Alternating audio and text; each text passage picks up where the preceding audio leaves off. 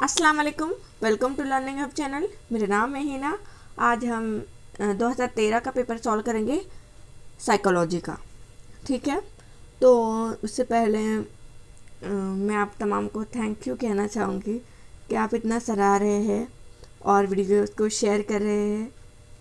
ठीक है, तो चलिए पढ़ते हैं हम, और उम्मीद करती हूँ कि आप तमाम की पढ़ाई अच्छे से चल रही होंगी, आप तमाम खैरियत से होंगे, और मैं चाहती भी यही हूँ कि आप खुश रहें, खूब पढ़े लिखे और आगे बढ़े। तो चलिए देखते हैं। 61 है क्वेश्चन नंबर। इंसानी बर्ताव तर्ज अमल की साइंस को नफ्सियात कहते हैं। ये तारीफ किसने पेश की? ठीक है, जो नफ्सियात है तो उसकी तारीफ अलग अलग साइकोलॉजिस्ट ने अलग अलग दी है। ठीक है, किसी ने इसको रूह का इल्म कहा है, किसी ने इसको शऊर का इल्म कहा है, किसी ने इंसानी बर्ताव या तर्ज अमल का कहा है। तो जो इंसानी बर्ताव या तर्ज अमल की साइंस को नफ्सियात कहते हैं, ये किसने कहा है? तो ये तारीफ दी है वॉटसन ने। ठीक है, अब और जो अरस्तु है, ठीक है, जिसको तो अरस्तु ने रूह का मुताल्ले की साइंस कहा है। ठीक है, रूह की और उन्होंने एक डी एमिमा बुक में लिखा है ये। ठीक है, डी एमिमा ये उनकी बुक थी। उसके बाद शऊर का इल्म किसने कहा? कॉन्शियसनेस। ठीक है, कॉन्शियसनेस का इल्म, स्टडी ऑफ कॉन्शियसनेस यानी कि शऊर का इल्म। तो शऊर के इल्म को टिचनर ने कहा, टिचनर ने और विलियम वुंट ने कहा है। विलियम वुंट के स्टूडेंट कौन थे? टिचनर थे। ठीक है, तो इन दोनों ने क्या कहा है? शऊर का इल्म कहा है। मैकडोगिल ने क्या कहा है? मैकडोगिल ने कहा है कि इंसानी जहन का तजुर्बा आमेज बयानिया इल्म क्या होता है? नफ्सियात होता है। तो इस तरह से ये तारीफ़ें थी, ये तारीफ़ को याद रखिएगा। ठीक है, ये पूछ लेगा। तो शऊर का इल्म किसने कहा है?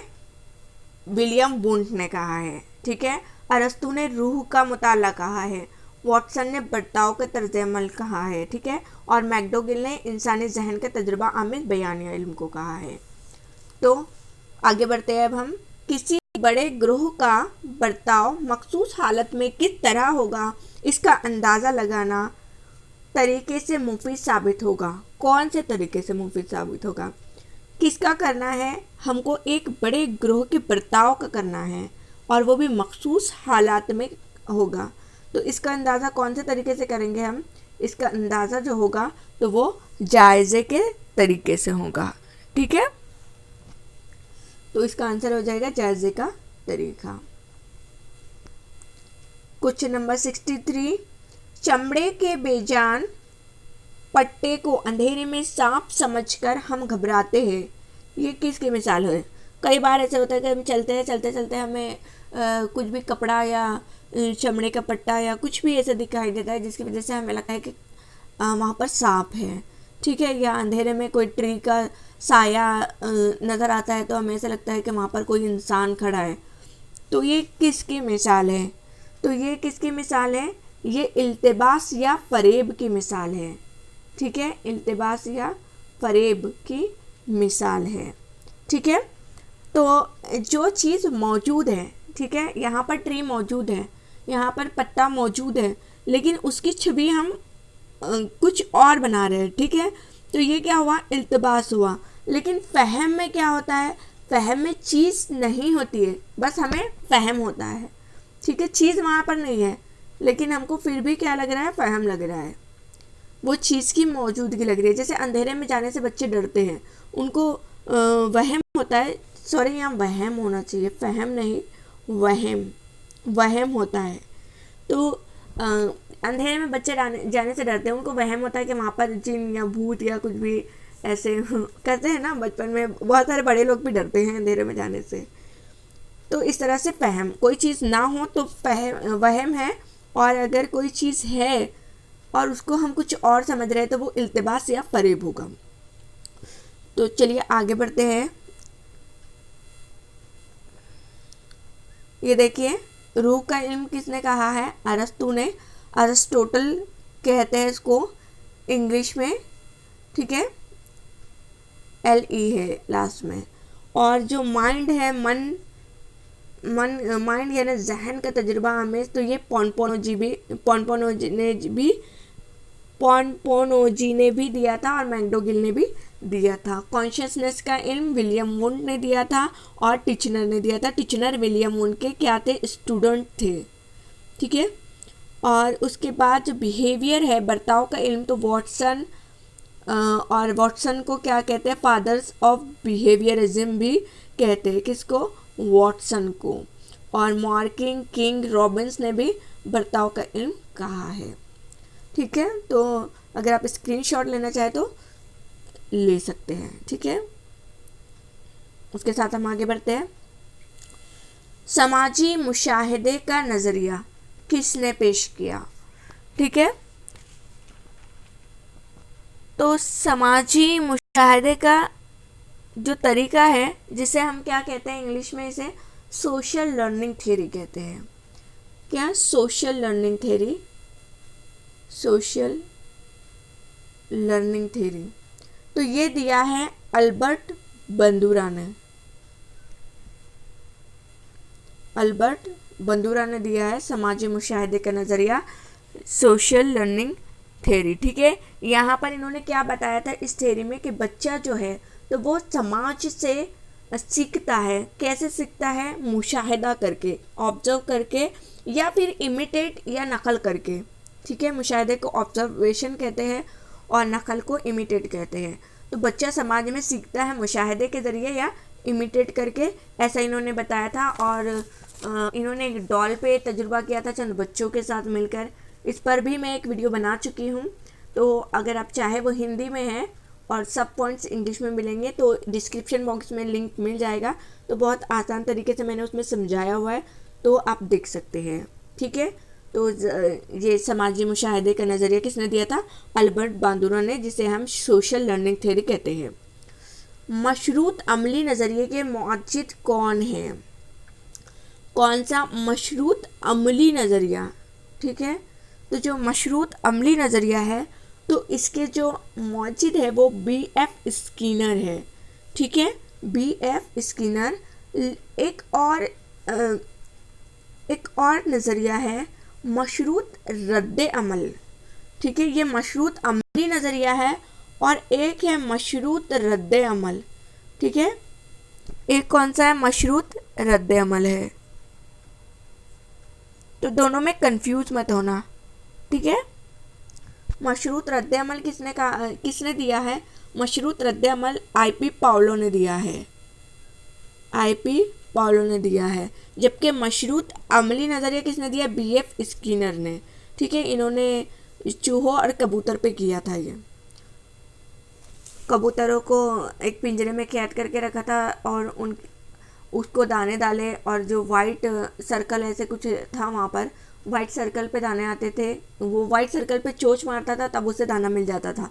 तो वो ये सीख गया कि जब वो वाइट सर्कल पे आएगा, बार बार उसने किया गया और वो सीख गया कि वाइट सर्कल पे अगर मैं, वाइट बटन था या सर्कल था, उस पर अगर मैं अपनी चोंच मारूंगा तो मुझे दाना मिलेगा।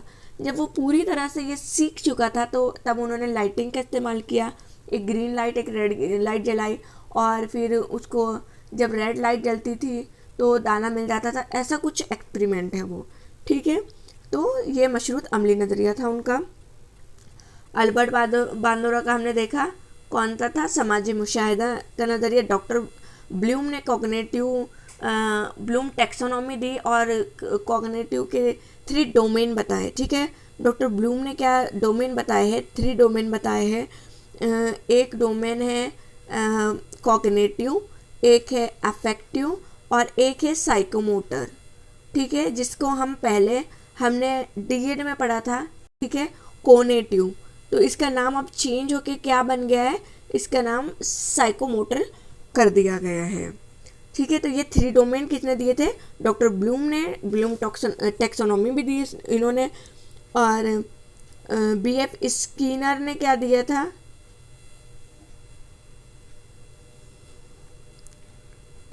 तो B.F. स्किनर ने मशरूत अमली नज़रिया दिया था, यह भी हमने देखा।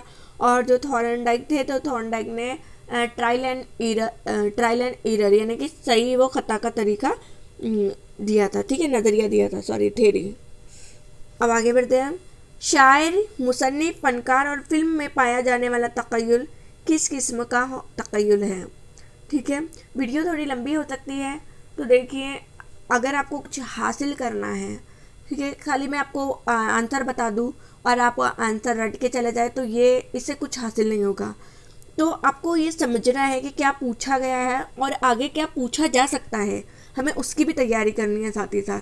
तो इसलिए आप थोड़ा धैर्य रखिए, क्या बोलेंगे उसको, सब्र रखिए और सब्र के साथ देखिए, ठीक है।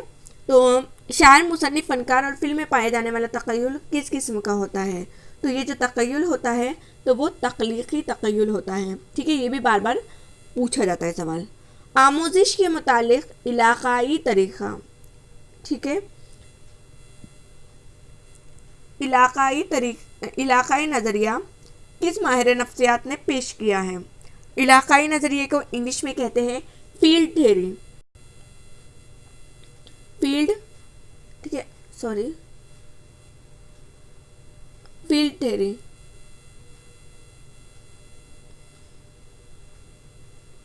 डी है ये, फील्ड थ्योरी, ठीक है। तो ये दिया था कर्ट लिवन ने, कर्ट लिवन ने दिया था ये, कर्ट लिवन, और ये गेस्टाल्टिस्ट थे, ठीक है, गेस्टाल्टिस्ट में इनका नाम भी शामिल है। इसके साथ साथ कोहलर थे और वुंट थे, कोहलर थे और मुझे याद नहीं आ रहा कौन था,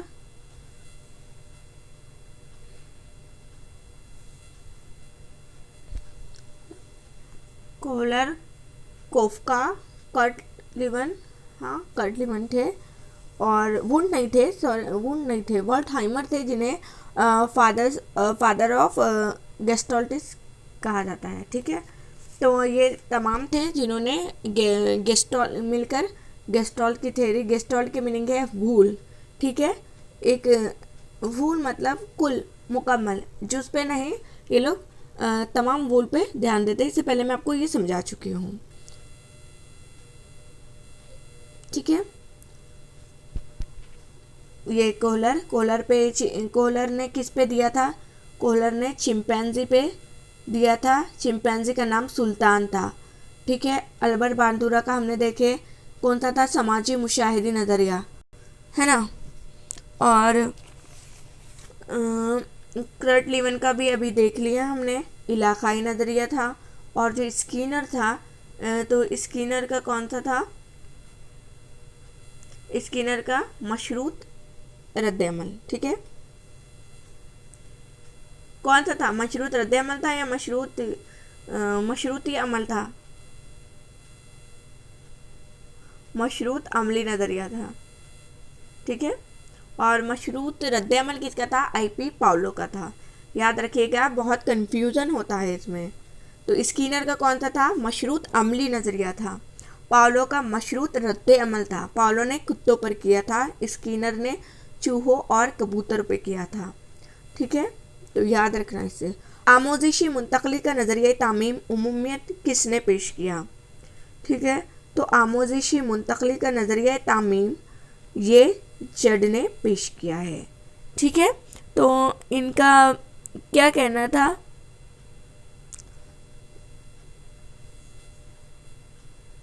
कि फ़र्द कुछ अपनी जहानत का इस्तेमाल करके कुछ आम से उसूल बनाता है और उसी के हिसाब से क्या करता है, वो समाज में रहता है और अपनी ज़िंदगी को बसर करता है। यही बताया उन्होंने नज़रिए तामीम में, ठीक है। किसने?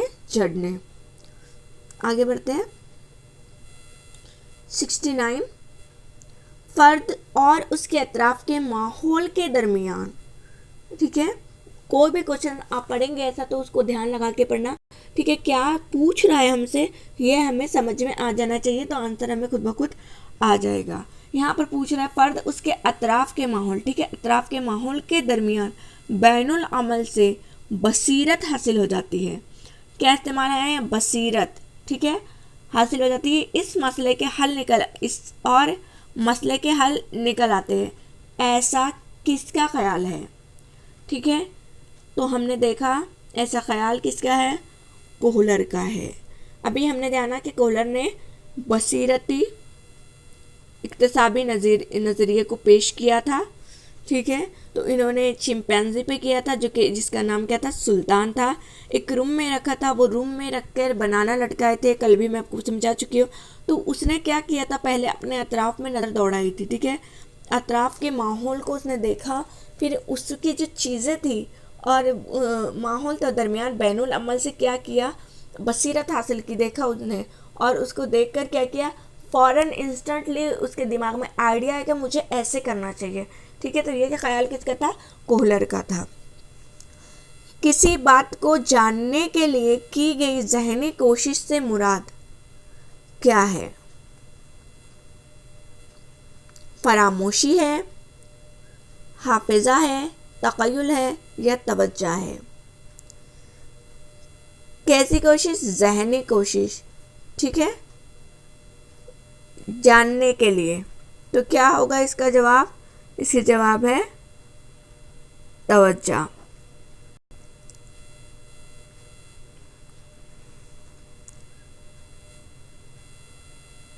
रद्द अमल में जोश या तेज़ी पैदा करने वाली हालत यानी तहरीक, तहरीक को क्या कहते हैं, मोटिवेशन, ठीक है, मोटिवेशन। ऐसा किसका कहना है, ऐसा कहना है किसका है, तो ऐसा कहना जलश्री का है, जलश्री या जलश्री जो भी है। आगे बढ़ते हैं। साइकिल चलाते वक्त तवाज़ुन करना सीख जाए तो इसका फ़ायदा स्कूटर और मोटरसाइकिल चलाने में भी होता है। ये कौन सी आमोजिश की मिसाल है, तो हम सब जानते हैं कि आमोजिश कैसे होती है। जब हम आमोजिश करते हैं, जब हम लर्निंग करते हैं, तो ये तीन तरह से चार तरह से लर्निंग होती है, ठीक है। या तो लर्निंग कौन सी होगी, मुस्बत होगी, या लर्निंग मनफी होगी, या सिफर होगी, या फिर कौन सी होगी, दो यानी बोलते हैं ना उसको, दोनों तरफ से, क्या बोलेंगे, मुझे वर्ड याद नहीं आ रहा है। अच्छा, दो जानिबी, ठीक है, मैं भूल गई थी, सॉरी, दो जानिबी, हाँ, दोनों तरफ से मतलब। तो मुस्बत किसे कहेंगे हम, मुस्बत ऐसी कि साबिका, ठीक है, साबिका जो हालात है, साबिका जो गुजर गए हमारे लाइफ में, तो जदीद सिचुएशन जब आई, साबिका सिचुएशन गुजर गई, ठीक है। अब जदीद जो हालात आए तो उसमें मुशाबहत होंगे दोनों में, और मुशाबहत से हमारा जो जदीद काम है, जो भी हम काम कर रहे हैं, वो काम के में आसानी हो जाएंगी। तो ये क्या हो गया, ये मुस्बत हो गया। मनफी क्या, मनफी के अगर एक हालत, जो पहली हालत थी, मेरी पहली सिचुएशन थी, वो दूसरी हालत में बुरा असर डाले, तो वो मनफी आमोजिश यानी मुस्बत का उल्टा। जैसे कि बच्चों को हमने इंग्लिश में लिखना सिखाया पुट, PUT पुट, ठीक है। तो जब हम उन्हें BUT देंगे तो वो उसको भी बुट पढ़ेंगे, बट नहीं पढ़ेंगे, ठीक है, उनको उसके मनफी असरात पढ़ेंगे। तो इस तरह से। उसके बाद है सिफर। तो सिफर आमोजिश यानी कि जैसे कि अंग्रेज़ी हम इंग्लिश लैंग्वेज हम सीखे, हमने पढ़ना, ठीक है। अब हम अरबी सीख रहे हैं तो वो दोनों का कोई कनेक्शन है ही नहीं, ठीक है, ना उसका मुस्बत असर होगा या ना मनफी होगा। तो क्या होगा, वहाँ पर सिफर असर होगा। और दो जानिबी यानी कि अगर हम राइट हैंड से लिख रहे हैं तो हम लेफ्ट हैंड से अगर प्रैक्टिस करें तो लेफ्ट हैंड से भी लिख सकते हैं। तो ये दो जानिबी है। आगे बढ़ जाते हैं। बच्चों की नशोनुमा के अदवार के 6 से 12 साल का दौर क्या कहलाता है। तो ये भी मैं आपको नशोनुमा के पूरे अदवार जो है तो वो मैं आपको बता चुकी हूँ, 4 अदवार, ठीक है। तो अब मैं डिस्क्रिप्शन बॉक्स में दे दूँगी उसका लिंक, ये बहुत ज़्यादा इंपॉर्टेंट है, हर साल इसमें से क्वेश्चन आते ही आते हैं। तो आप अगर देखना चाहें तो देख लेना, आपने नहीं देखा हो तो चलिए देखते हैं 6 से 12 साल का दौर कौन सा कहलाता है। तो जो 6 से 12 साल का दौर होता है वो आखिरी बचपन होता है। तिफोलियत का दौर कौन सा होता है, बर्थ टू 3 ईयर या 2 ईयर, बर्थ टू 3 ईयर, ठीक है। उसके बाद उनफवान शबाब, ठीक है। तो आखिरी बचपन के बाद यानी कि 12 साल से 18 साल का होता है ये उनफवान शबाब। ठीक है,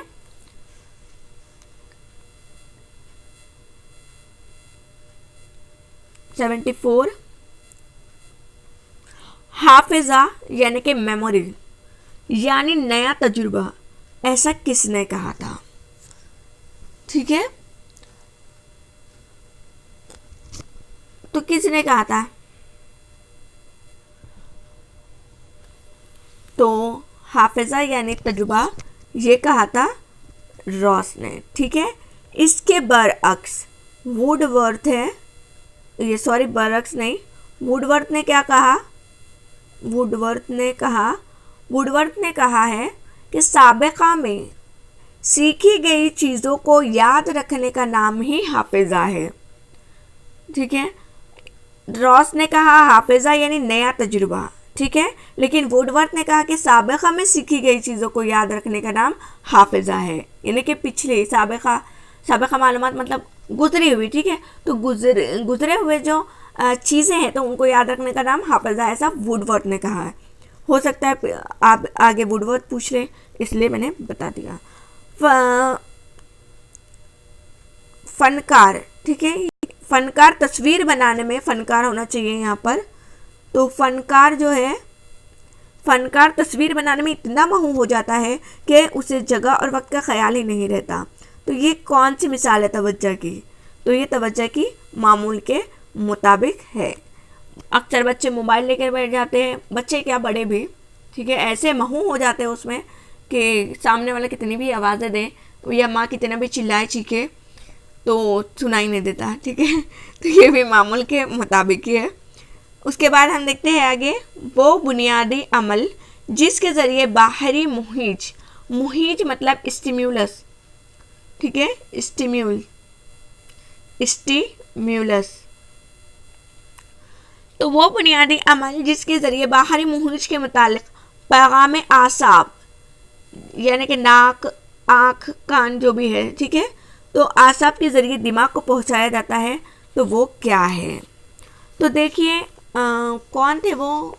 सैयद फरहा थे या कौन थे? उन्होंने पिछले वीडियो में कहा था 2018 का जब मैंने बताया था उसमें मुतक़य्यला का पूछा गया था। ठीक है, तो उसका आंसर मुतक़य्यला ही है, फरहा। ठीक है, तो आपने कहा था कि उसका जवाब एहसास है, लेकिन एहसास नहीं था। अब इसका जवाब एहसास है। ठीक है, वो बुनियादी अमल जिसके ज़रिए बाहरी मुहीज के मुतालिक पैगाम आसाब के ज़रिए दिमाग को पहुंचाया जाता है, इसे हम क्या कहते हैं? इसे हम एहसास कहते हैं।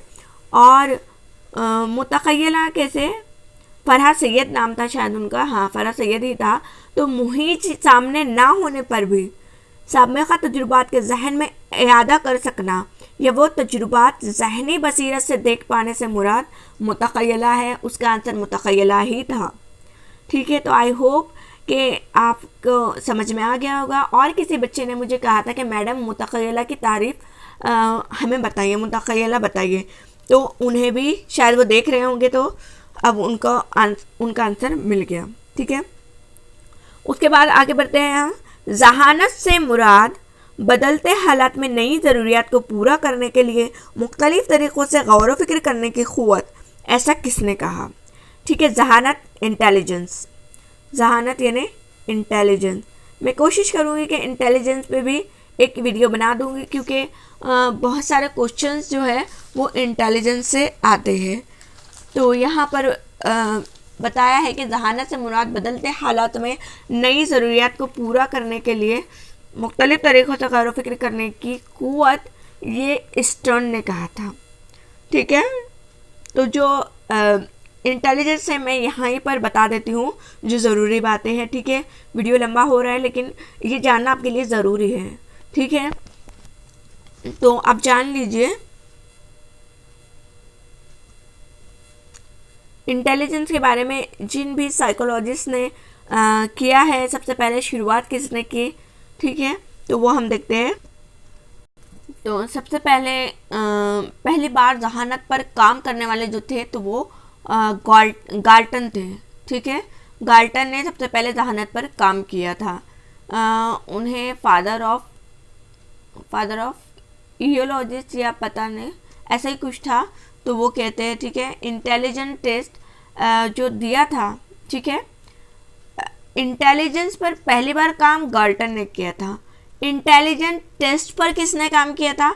अल्फ्रेड बिने ने किया था।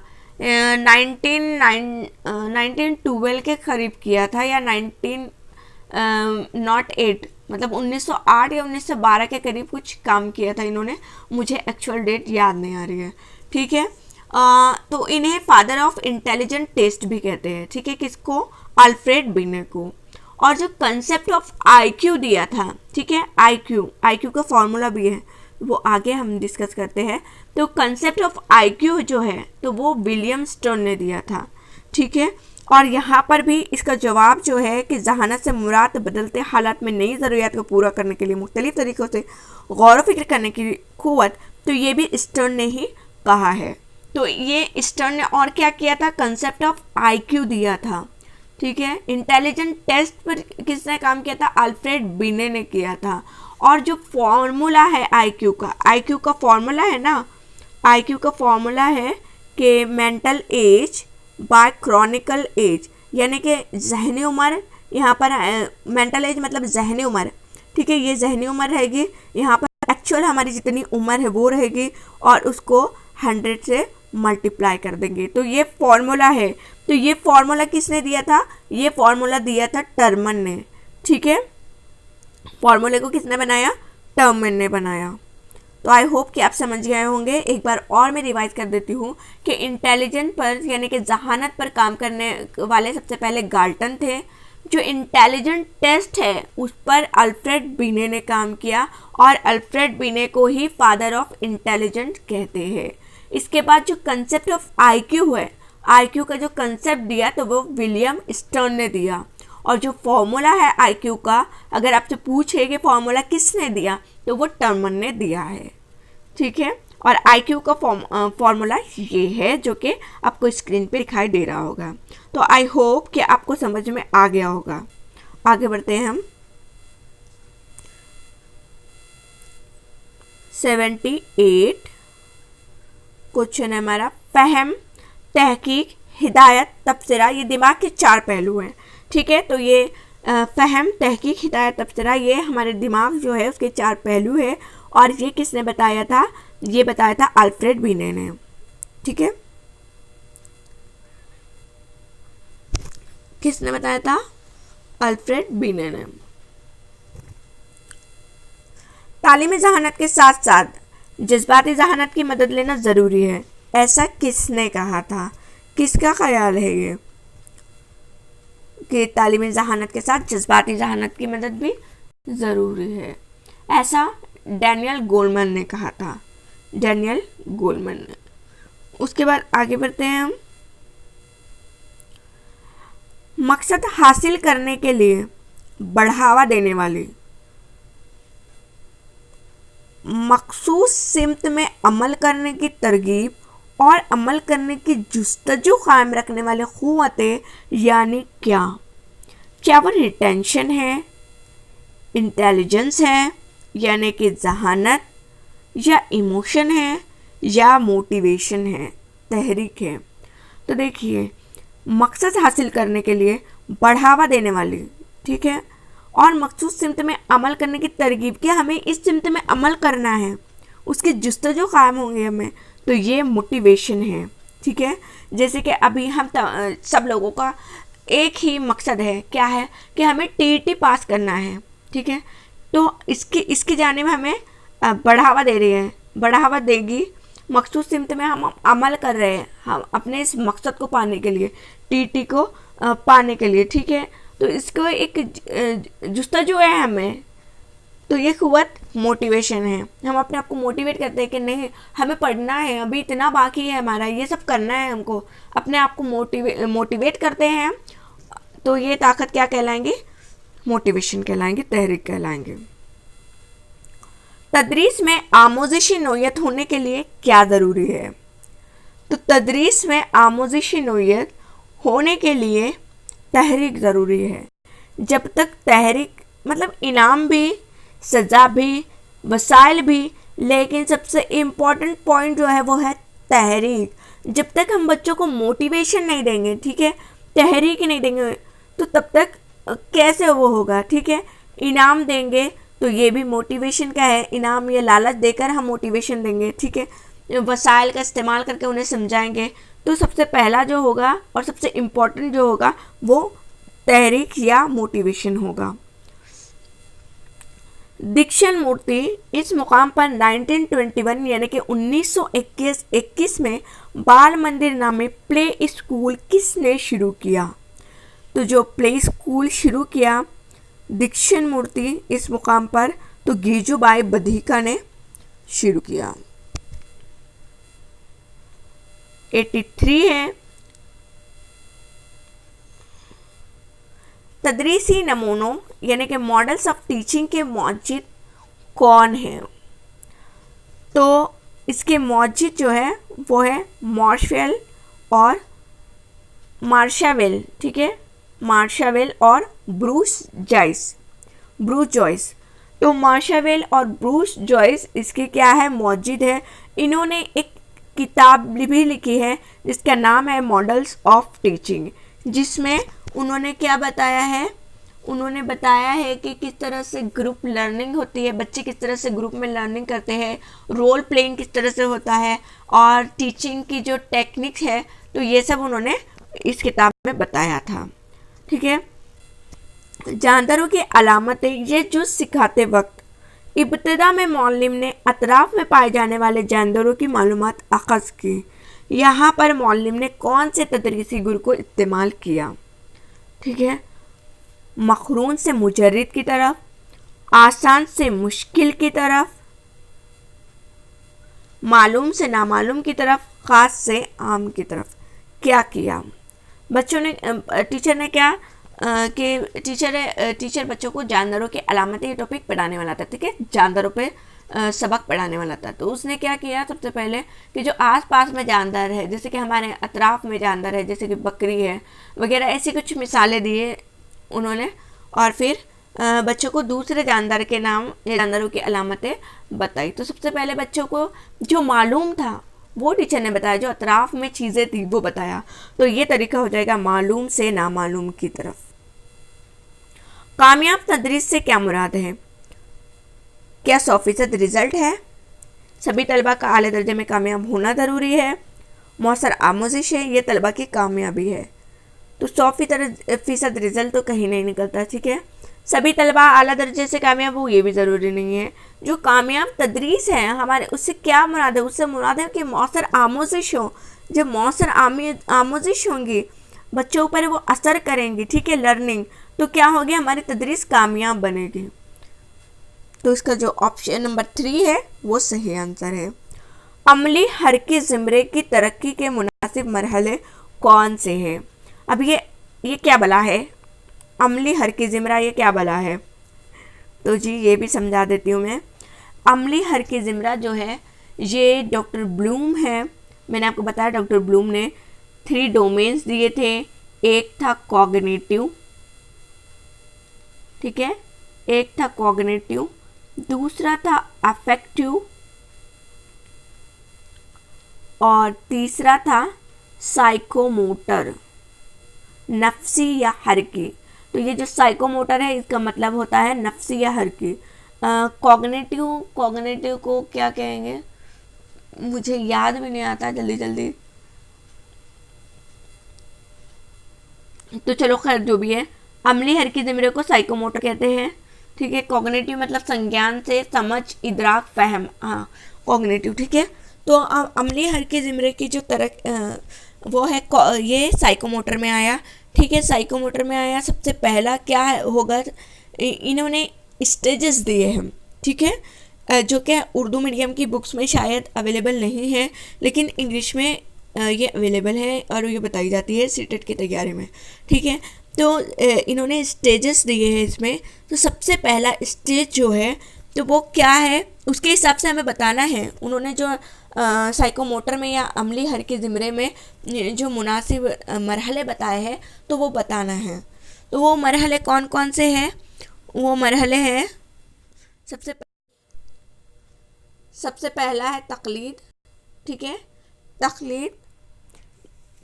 उसके बाद है काम की महारत, उसके बाद है सहीपन, उसके बाद है जोड़बंदी और उसके बाद है फितरियत, ठीक है। तो ये उसकी सही सीक्वेंस है, ठीक है।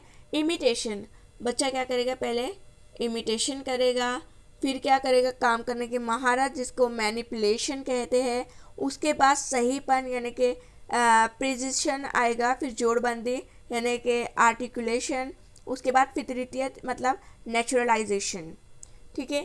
तो ये थी, बच्चा पहले क्या करेगा, किसी चीज़ को देखकर तकलीद करेगा, ठीक है, इमिटेट करेगा, एक जैसी जो आसान चीज़ें हैं उनको वो देखेगा, उसके बाद उसको महारत आ जाएगी, फिर सहीपन आएगा, फिर वो जोड़बंदी कर पाएगा और फिर लास्ट में उस फितरियत होगी, ठीक है। तो अगर पॉसिबल हुआ तो मैं इसकी भी, तीनों डोमेन की भी एक वीडियो बना दूंगी, अपलोड कर दूंगी। तो चलिए आगे बढ़ते हैं हम।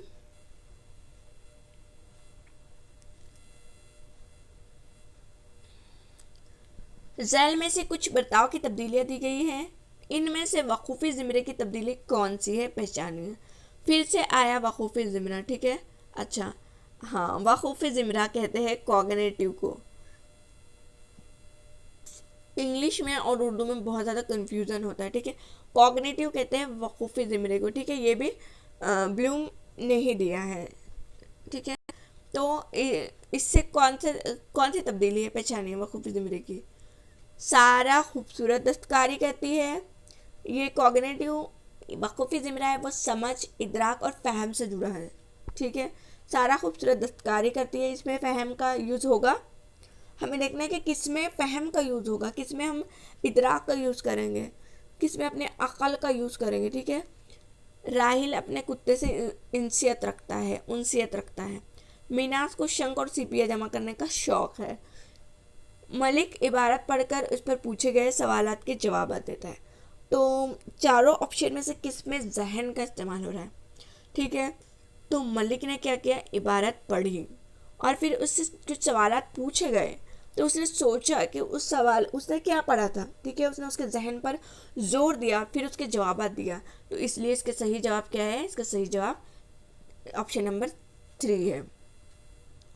88 झैल में से कौन से बच्चों के लिए मखसूस तालीम की ज़रूरत नहीं है। ज़हनी एतबार से पिछड़े हुए, आला दर्जे की जहानत वाले, इक्तिसाबी अहलियत के लिए या इक्तिसाबी नाअहलियत के लिए, किसके लिए। तो जो इक्तिसाबी नाअहलियत है तो इनके लिए मखसूस तालीम की ज़रूरत नहीं है, ठीक है। उसके बाद है आमोजिश किस नोयत की सरगर्मी है। आमोजिश को इक्तिसाब कहते हैं, ठीक है, यानी कि लर्निंग। तो किस नोयत की सरगर्मी है ये, वकूफ़ी और जज्बाती, सिर्फ वकूफ़ी, समाजी या जिस्मानी और नफ्सियाती। तो ये जिस्मानी और नफ्सियाती सरगर्मी है, ठीक है, इसमें सब आ गया। अब इसके बाद इल्म तदरीस से क्या मुराद है, यह हमारा आखिरी है और आपको बहुत खुशी हो रही होंगी, ठीक है। तो इल्म तदरीस से क्या मुराद है, तरीक़ा तदरीसी नमूने, तालीमी उसूल व क़वानीन, तदरीसी गुर या मंदरजा बाला तमाम। तो बहुत ही आसान सा सवाल है, आखिरी सवाल, इसमें आएंगे मंदरजा बाला तमाम। तो आई होप कि आपको ये वीडियो अच्छा लगा हो, दुआ में याद रखिए अपने, और जो भी डिफ़िकल्टी है वो बताइए, ठीक है, मैं उसको पूरे तरह से दूर करने की कोशिश करूँगी, और इसी तरह से सराहिए, ठीक है, और लाइक कर देना अगर आपको पसंद आया हो, तो लाइक करने के पैसे नहीं लगते हैं, ठीक है, इससे मुझे मोटिवेशन मिलता है। तो चलिए पढ़िए अच्छे से। Thanks for watching this video. अल्लाह हाफिज़।